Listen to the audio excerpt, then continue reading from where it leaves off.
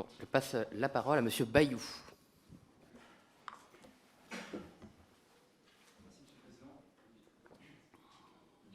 Question.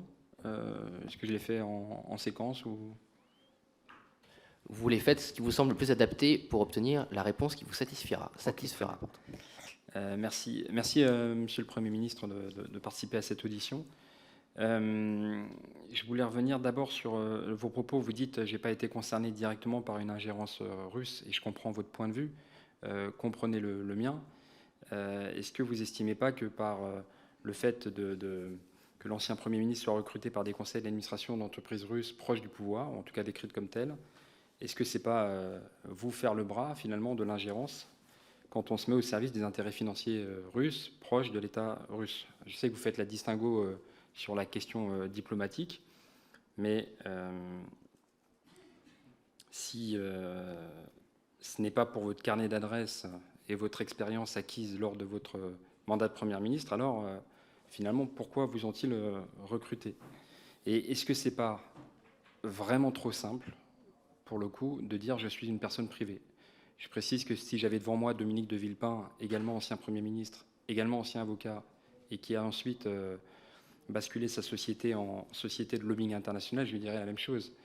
Est-ce que vous ne pensez pas que, contrairement à des fonctionnaires de haut niveau, mais évidemment moins expérimentés, on va dire, qu'un ancien Premier ministre, il y a une responsabilité supérieure, ne serait-ce que parce que vous avez connaissance de secrets, vous en avez évoqué quelques-uns, je ne vous en demande pas plus, mais de secrets que je ne vous demande pas. Ici, ils ne vous sont pas demandés, mais sous couvert du secret professionnel et notamment de l'avocat, eh bien, vous pouvez en faire bénéficier des entreprises. Voilà pour une première question. Est-ce que le fait de travailler tout simplement pour une puissance économique étrangère ne relève pas de l'ingérence selon vous? C'est pas du tout mon avis.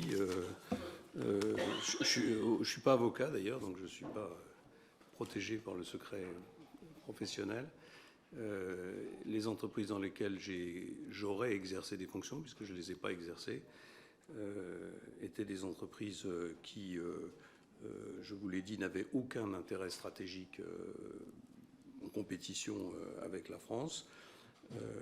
J'ai dit tout à l'heure que, naturellement, les entreprises, qu'elles soient russes ou qu'elles soient américaines, parce que j'ai aussi siégé dans des conseils américains, s'intéressent à vous parce que vous avez cette expérience-là, bien entendu. Je n'ai pas dit le contraire. C'est parce que vous avez une expérience globale, une vision du monde, une capacité à en comprendre le fonctionnement, une analyse des situations économiques.